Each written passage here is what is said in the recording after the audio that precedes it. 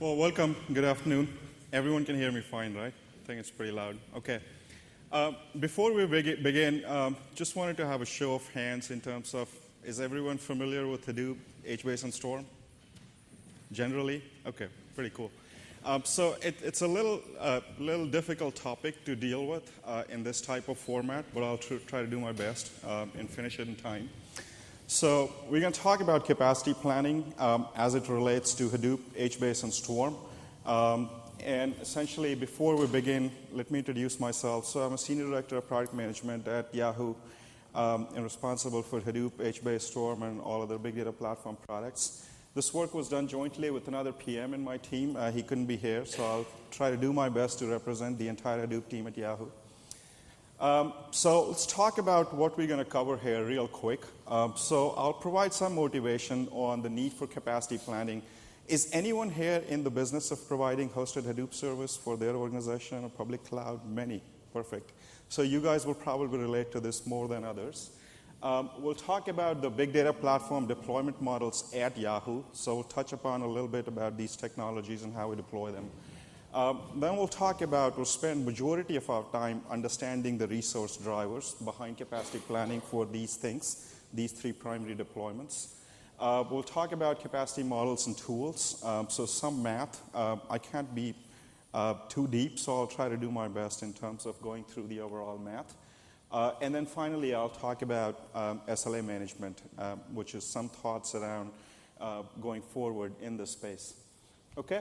So we operate some of the largest Hadoop clusters in the world. Sagi was just telling me, sitting here, we're now touching half an exabyte in HDFS, which is pretty amazing. Just helps us sort of get to say the word exabyte because we're now at 500 petabytes in raw HDFS. So it's a very large platform and very scalable. Give me 1 second. I think it's advancing on its own.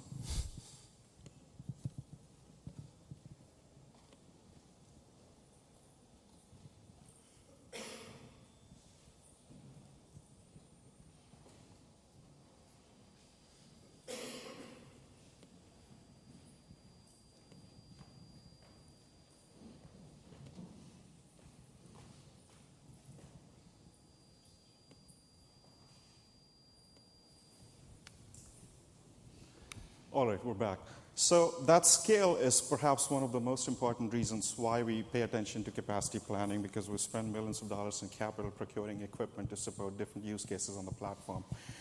And this, just to give you an idea of what that growth looks like, we're now supporting over 500 projects on this platform, and that's one of the primary reasons why capital planning or capacity planning is important. It's important both to support on-time launch of projects. It's also important for us, the platform service provider, in the form of managing the capital budget, managing the projects. Okay, so HBase, the multi-tenant HBase that we introduced roughly about a year and a half ago, is experiencing about the same type of growth, actually probably better growth than Hadoop. And we introduced this primarily for, I would say, high throughput, low latency random access service on top of HDFS, which HDFS doesn't provide by itself. So again, seeing a lot of growth in terms of number of use cases. Storm, which is yet another service we introduced about a year and a half ago, is also experiencing tremendous growth. So if you look at these three primary deployments and sort of think about the capital that's going into these deployments, it's immense. And that's why capital planning on a per project basis or overall platform is important. Okay, and most customers, when I say customers, it's the internal Yahoo users who use our platform. We interact with them in 4 or 5 primary different ways. The real first point of contact or discussion is around technology choices. We also look at their overall architecture for the use case, validate that against what we have to offer, understand the limitations and things like that. And then we actually move them through a phased environment. So we provide them a development environment, integration and performance environment, and then finally do the capacity planning, put them onto production, right? And provide the overall support for these projects throughout their life cycle. Okay? So that's why capacity planning is important. And when you think about the technology stack, Yahoo has assembled almost all based on Apache open source. Some of the things I've highlighted here in red are the ones that are super relevant for capacity planning. So most user would interact with the various other layers downstream through either Pig, Oozie, or Hive. And then GDM, which is the data lifecycle management software, and the proxies that we have are really to manage the data in and out of clusters. Most of the compute runs on most of it. MapReduce, at least right now, runs on Yarn. Tez and Spark are new, so I'm not going to touch upon those here in this forum. But we'll touch upon everything else, and particularly in the storage layer. HCAT is a metadata service, so it's really not a lot in terms of capital planning. And then there are underlying tools that we scale and manage based on load, so most customers don't worry about those, Zookeeper and other things. Right? So that's where capacity planning is relevant, the red boxes, and that's what I'm going to talk about. So let's spend some time here just to set stage on how we run things before we get into the meat of the presentation. So the compute clusters, we have many of those. So these that you see here, there are several of those. They all look identical, right? So they have a name node, they have a resource manager, which is Yarn, and then many data nodes. And then essentially, Pig, Oozie, and Hive, these things are actually per cluster deployments. Hive Server 2, Pig, and Oozie Server. And other things, the client half of these things are actually on the client side. So they manage the client libraries for Pig or Oozie or Hive or other things. And then HBase is its own deployment. So it's an isolated deployment. It doesn't run on the same clusters as compute. And again, there are many of these. And they're all multi-tenant. So Hadoop's multi-tenant, HBase is multi-tenant, Storm's multi-tenant. And then Storm similarly is its own cluster. They all of these deployments share a common network backplane, and that's why it's possible to have isolated deployments. So it depends on how your network's architected. For us, it's quite flat, so it's possible to have isolated deployments. Okay?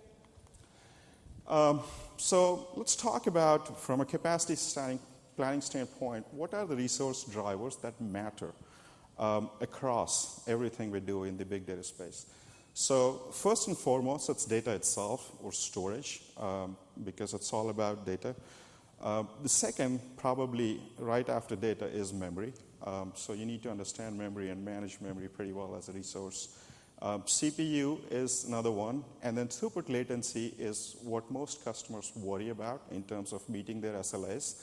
And they're sort of tied. These two topics are tied to each other. So now let's get specific about these things. Now understand why capacity planning is important for us, how we have deployed these technologies. Let's get specific about, we understand some of the primary resource drivers that you need to consider or look through. Let's talk about Hadoop, Storm, and HBase in particular, and go through a little bit of depth in these areas. So talking about Hadoop first, data is the most important thing. So storage is pretty much everything HDFS. And the things that matter there are the data upload frequency, the retention period of data, the replication factor. So those types of things drive storage requirement. Memory is pretty much the containers for map and reduce in case of Hadoop as of today. So we'll talk about the map memory and the reduce memory in particular. CPU as a resource is something that has been introduced recently in Hadoop 2.0. We don't use that yet, but we plan to use that pretty heavily because most of our clusters are now CPU bound. So that will help us quite a bit in terms of managing utilization and resources. And then throughput and latency, as I said, are the most important things. This is really about providing guarantees that if you run a job on our clusters with XYZ resources, it's going to finish in this time, right? So that's really important for most of the production customers. And that's important. So throughput is really about the concurrent mappers and reducers you would run to achieve a specific latency for a specific use case, which is the SLA that we would guarantee. Right, so let's talk about a particular use case. This is a very generic use case, and the best way to understand capacity planning is to actually take a practical use case and walk through that. So in this use case, I have a customer who has to finish his job in about 6 hours. He's processing 30 terabytes of data, 30 terabytes of data every day, and he wants to retain that 30 terabyte of data for a month. So he's loading a terabyte every day, wants to retain that for 30 days and run his jobs on 30 days worth of data. And this is what his job looks like. So it's a DAG where these 3 stages execute sequentially. The second stage has 2 parallel processing paths. And that's what this use case is about. So the use case says, okay, what do I really need? These are my constraints. So the first step here is to really talk about, for some reason the animation's not working, but let's talk about these steps one by one. So the first step is really to understand the inputs. So I talked about most of these. It's a daily job, operates on a terabyte of data every day. The data needs to be retained for 30 days. The output produced is about 50 GB, and that can only be retained for a day, or they only want to retain it for a day. They're anticipating 20% growth in data in the next 3 to 6 months, so we typically plan for 3 to 6 months.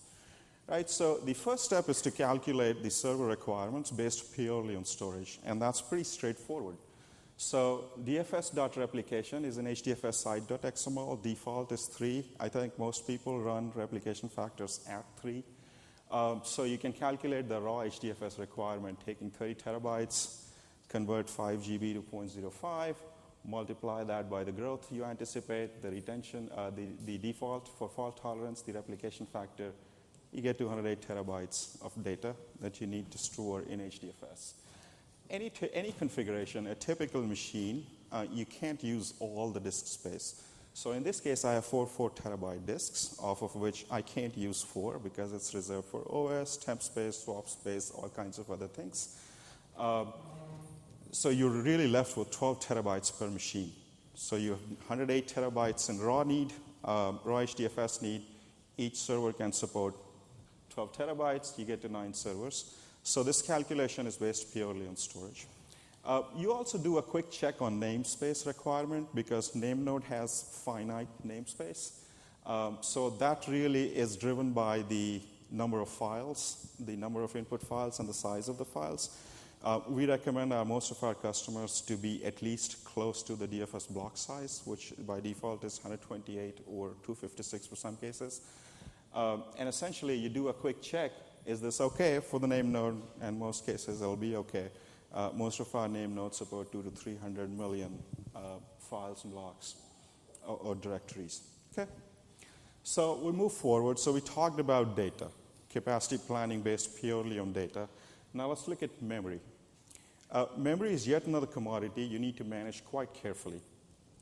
And again, most of the things you want to understand here is your boundaries that you're operating within.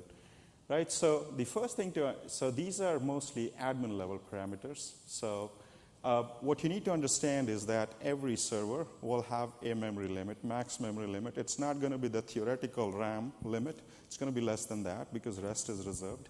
So in this case, for the config I selected, I am saying 44 gigs is available out of 48 gigs of RAM. Right? And then there is always a vmem to pmem ratio. So I'm not going to talk a lot about this, but you need to know that your virtual memory can't exceed physical by this multiple.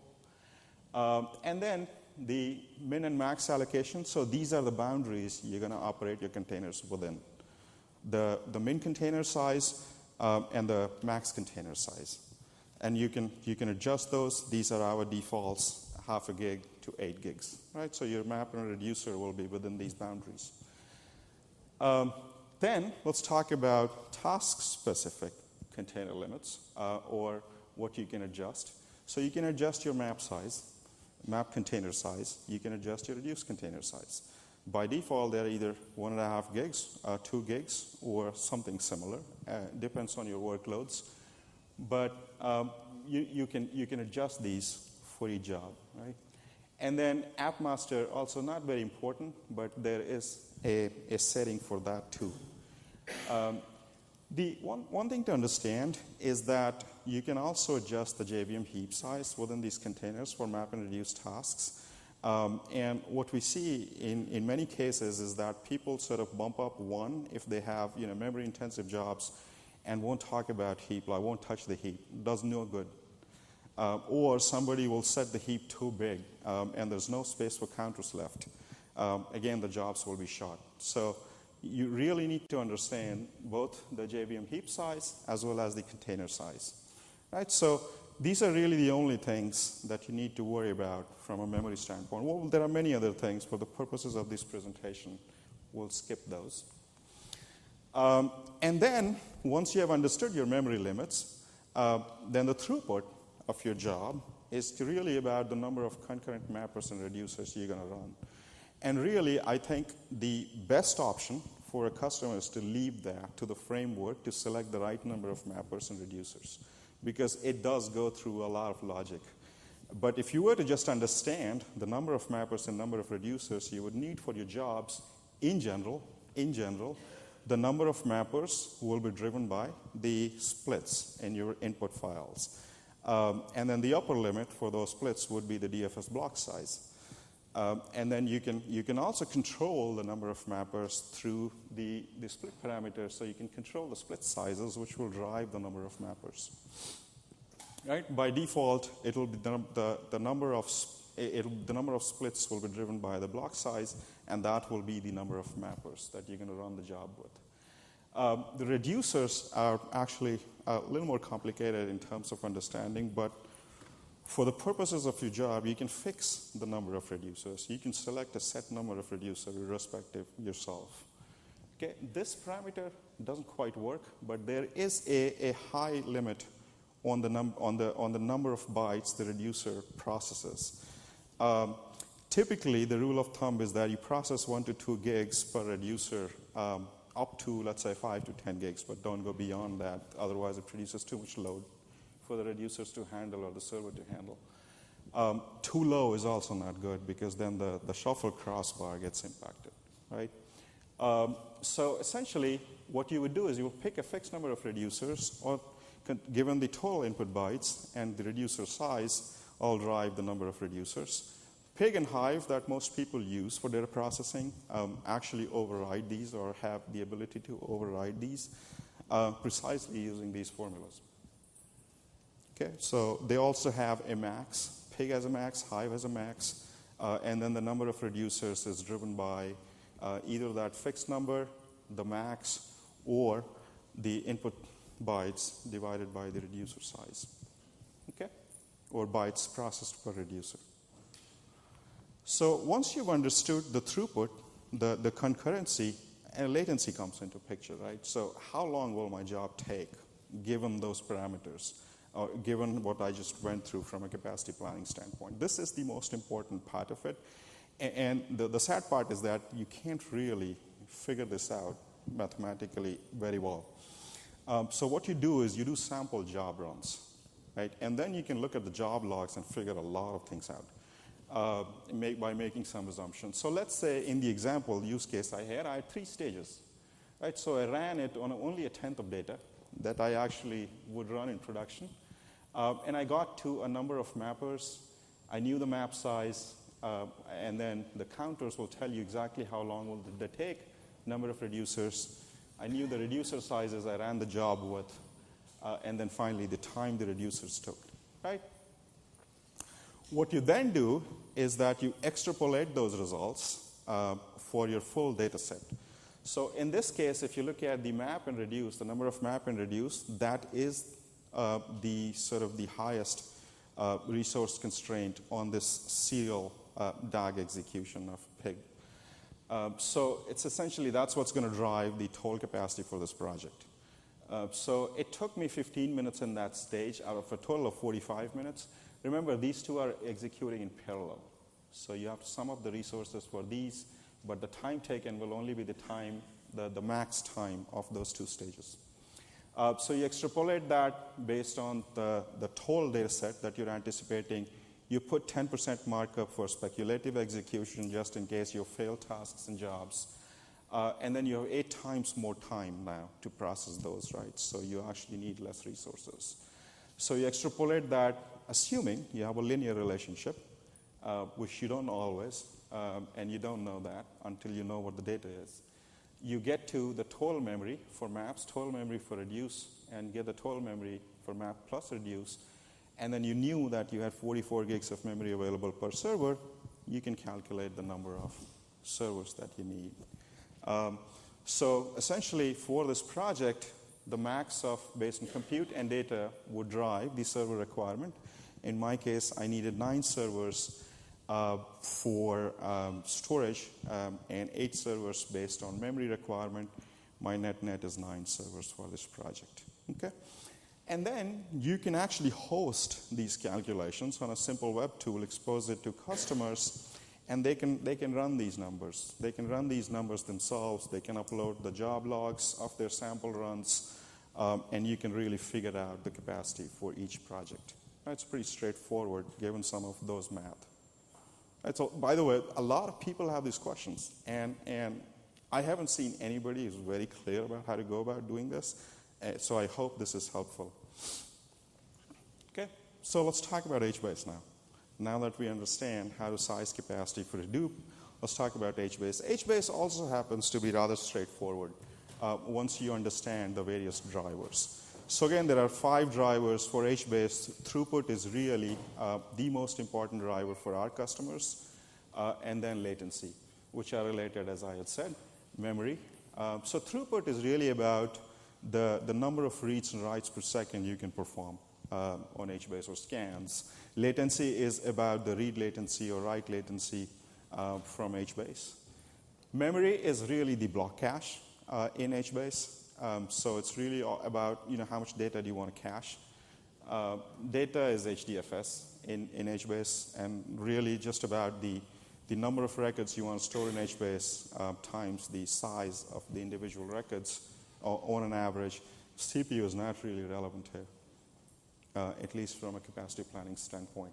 So again, let's take a use case.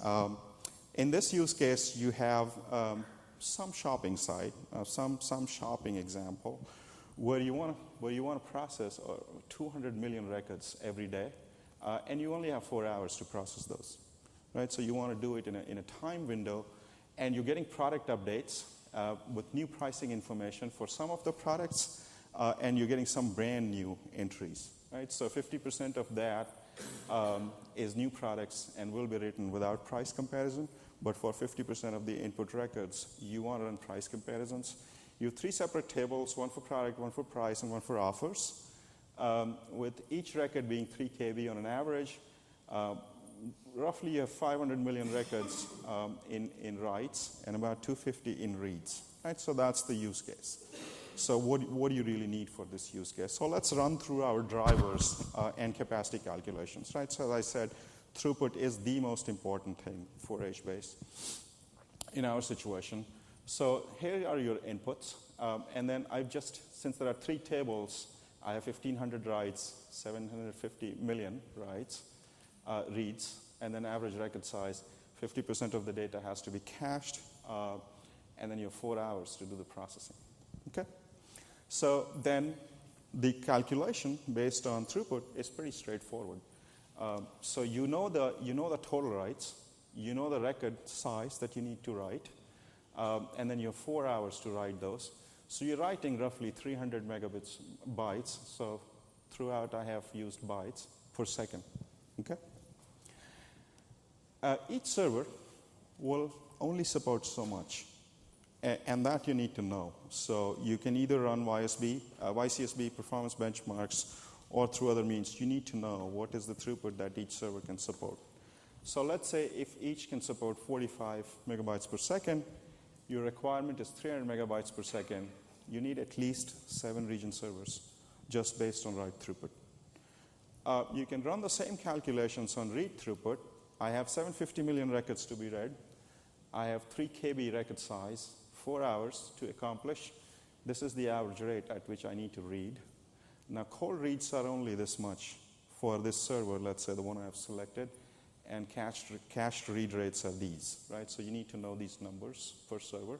You can do that through performance benchmarks on the configuration you run things at. 50% has to be cached out of this. So it's basically, this is the throughput for cold, this is the throughput for write, that's possible. So based on the cold and cached reads, you figure out that in this case, you're bounded by the cold reads, you need at least 8 region servers based on read throughput. Right? So you know your write throughput rate, you know your read throughput rate. Let's talk about latency. Sorry, memory then. So latency is related to throughput because it's embedded in the concept. Memory, again, in HBase is sort of simple. It's almost all about block cache. So let's say this is the typical configuration. I have 64 gigs of RAM, and then the actual heap size for region servers is about 58 gigs. Okay, and I'm caching 80% of my data.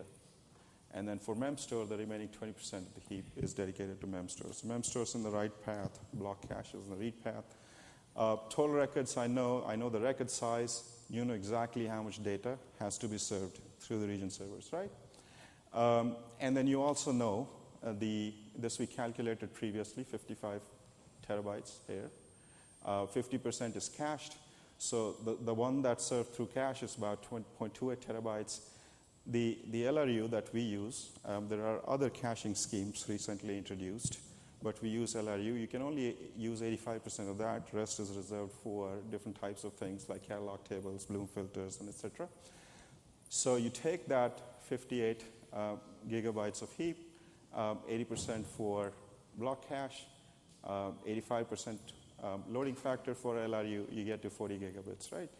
So basically 28 had to be served. Each can serve 40. You need 7 region servers based on how much you want to cache. So you understand your calculations based on throughput. You understand your calculations based on memory. Now let's talk about data, which is also straightforward. So almost everything you want to calculate. So these you know. They are most of them in settings. So these are repeated from the previous slide. Region size here is 10 gigs. After that, regions will split. Memstore is 20%. I know that.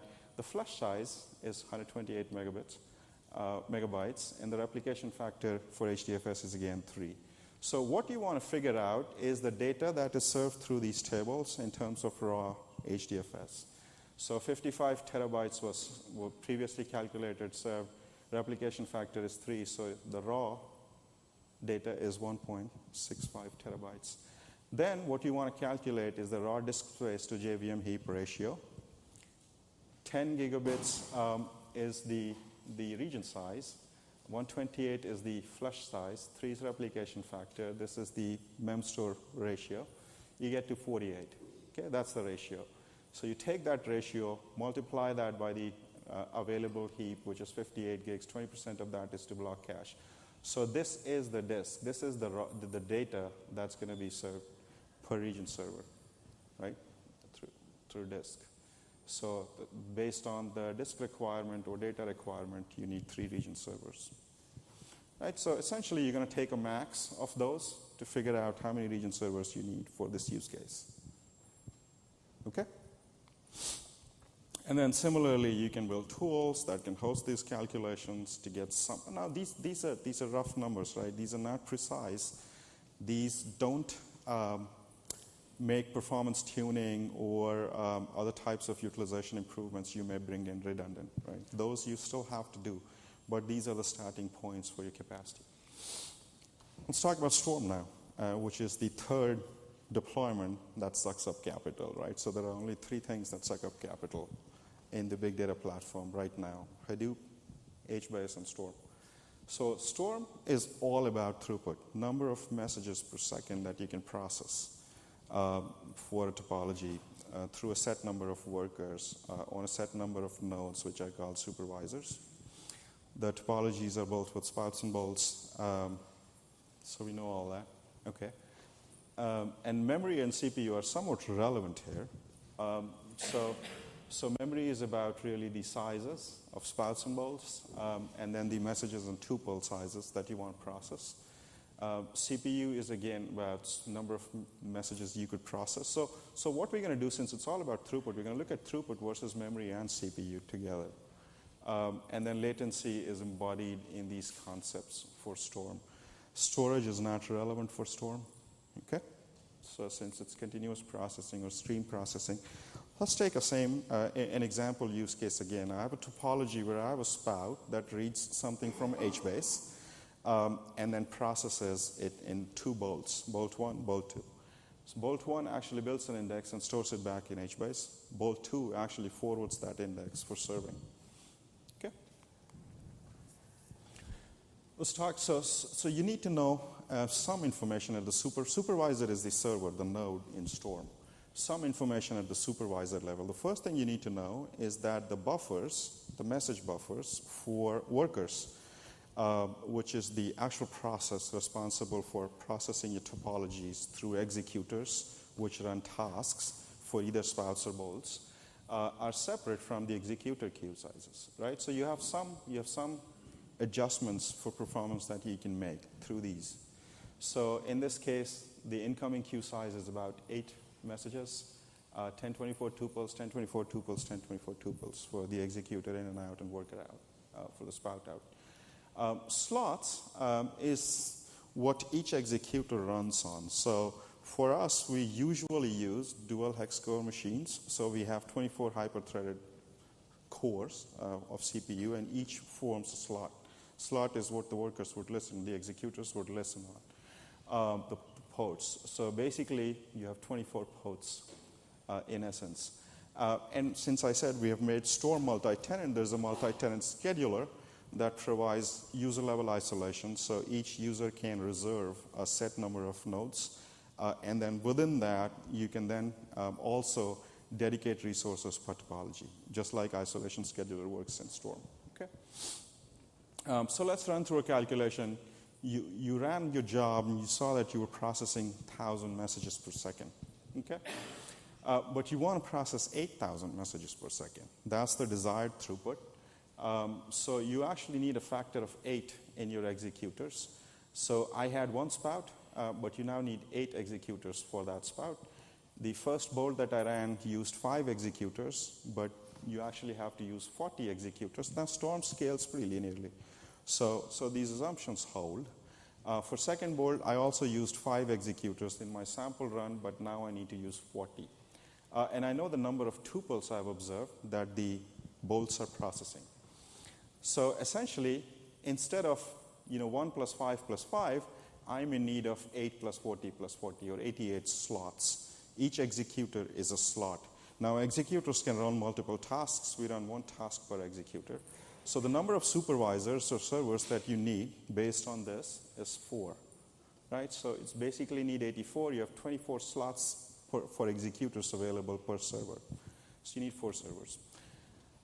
In terms of understanding the CPU interactions for your processing needs, that's also pretty straightforward. So I observed through some tool, JMap or JStack, my CPU usage for the run I made, right? So I'm using 4 physical cores.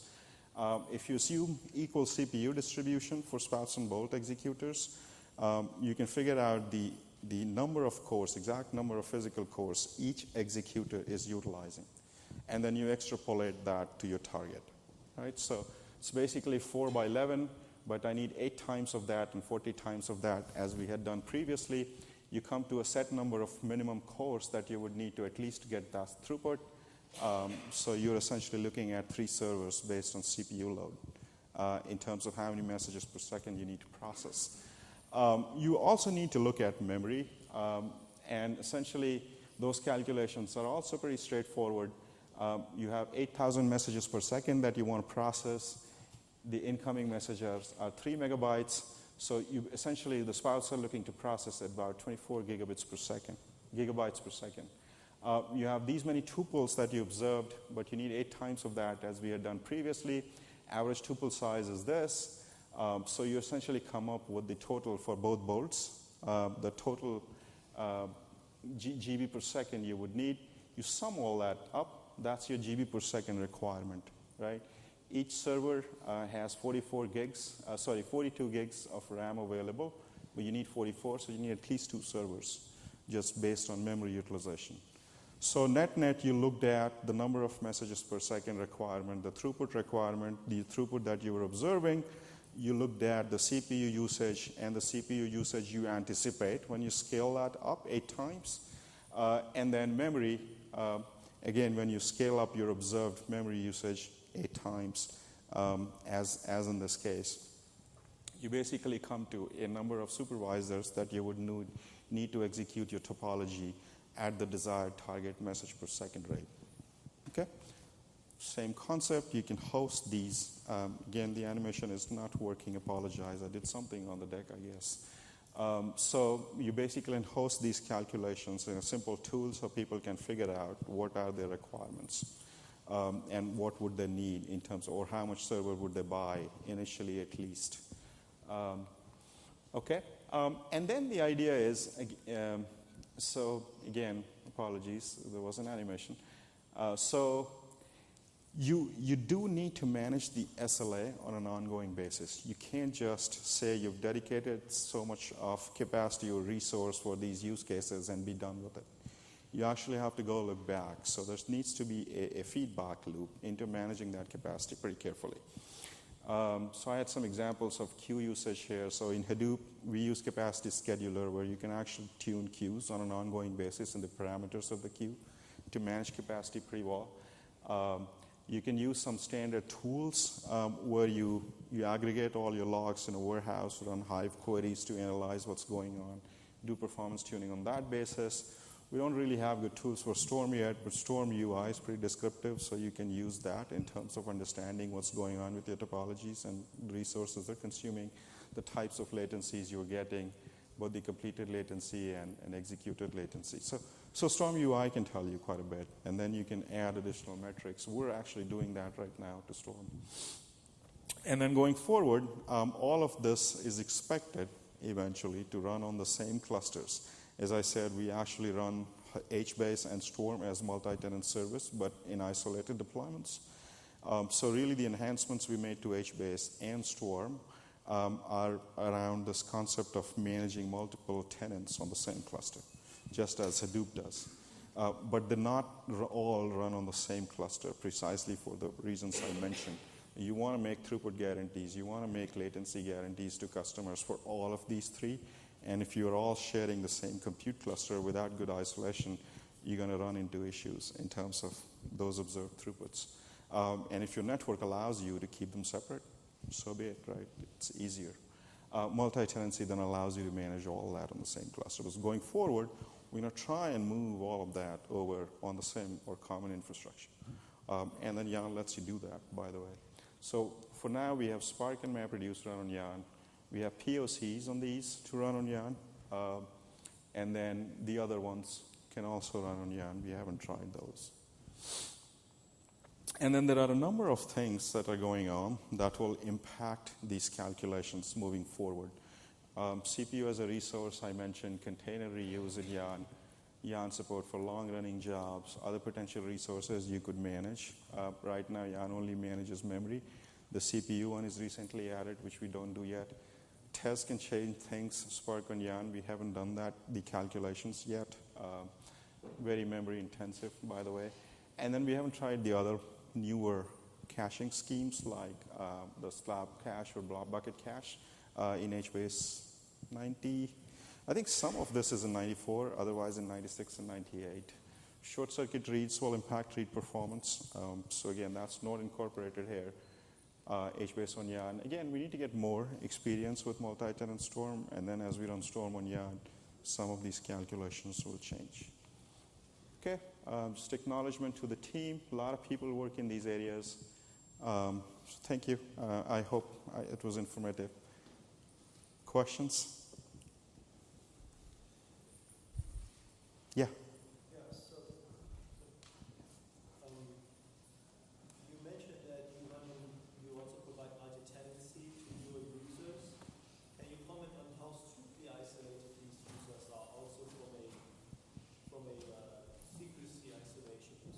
Yes, very good question. So, yeah. No, very good question. So if you think about what Yahoo, the Hadoop team at Yahoo does, we really pride ourselves in three areas. It's multi-tenancy, it's scale, and the third pillar, which I didn't talk about in this presentation, is security. Since your data is shared and everybody's on the same cluster, security becomes really important. So we do a lot of work in these security areas, and I believe across these 3 dimensions, we have added pluggable security models, and we have a lot of those. So the Kerberos style, the Hadoop style security is available across these 3. There are other types of security models, the authentication models we have incorporated. So they are all very secure, all 3 of them. Security has been one of the biggest works we've done in these areas, along with multi-tenancy. I mean, you can't have multi-tenant systems without security. So they go hand in hand. Yeah. If you have to select one metric that will show the performance of your cluster, in case of Hadoop, for example. I'm sorry, I missed the question. So let's assume that you need to select one metric that shows the performance of your Hadoop cluster. Yeah. And which one would you choose? Performance of Hadoop clusters. Let's assume that you add 100 new machines and you'd like to see whether your workload benefits. I think one metric we pay very close attention to is utilization. Because SLA, if customer SLAs are not met, you would know about them. They will scream really loud. Because these are production systems, some are revenue systems. So let's say you have ad budgeting running on Hadoop, and you didn't compute the budget on time. You kept delivering ad impressions even after the campaign ended. It was lost dollar. So customers won't tolerate SLA misses. We know that. Utilization is, if you're deploying capital, hundreds of millions of dollars in our case, are you getting enough ROI of that deployed capital? What's the rationale for buying more servers? Why can't you utilize the existing infrastructure more efficiently so that you don't have to buy servers? That's what I mean by utilization. And essentially, utilization means across these different resources that I talked about, you're utilizing every one of them in the most efficient fashion possible.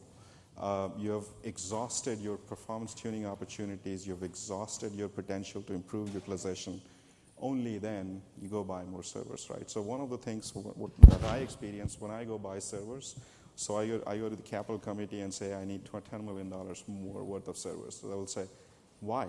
What's your current utilization? Are you utilizing what you have well today so that I can grant you $10 million more to buy hardware? But I know that, for example, you also do some configuration changes. Of course. Of course. So that's performance tuning. That's an ongoing exercise. That never stops. Never stops. Queue tuning, configuration tuning. In fact, most of our systems, so if you think about HBase, we're actually going to do a talk at HBaseCon about that. Each of the tenants get their own configuration. Even in Hadoop, we can actually deploy specific configuration per server because we operate heterogeneous clusters. There are hardware that have been accumulated in a cluster from multiple generations. You can't apply a common configuration across all. So we customize, when we actually deploy configuration, we customize per server based on what the hardware configuration is. That's one technique we use actually quite commonly across these. So every HBase tenant will get its own HBase site XML based on, so we carve out tenants based on region groups. I think my time is up. I'm going to be hanging out at the Yahoo booth. If you guys have more questions, I can answer those. Okay, thank you.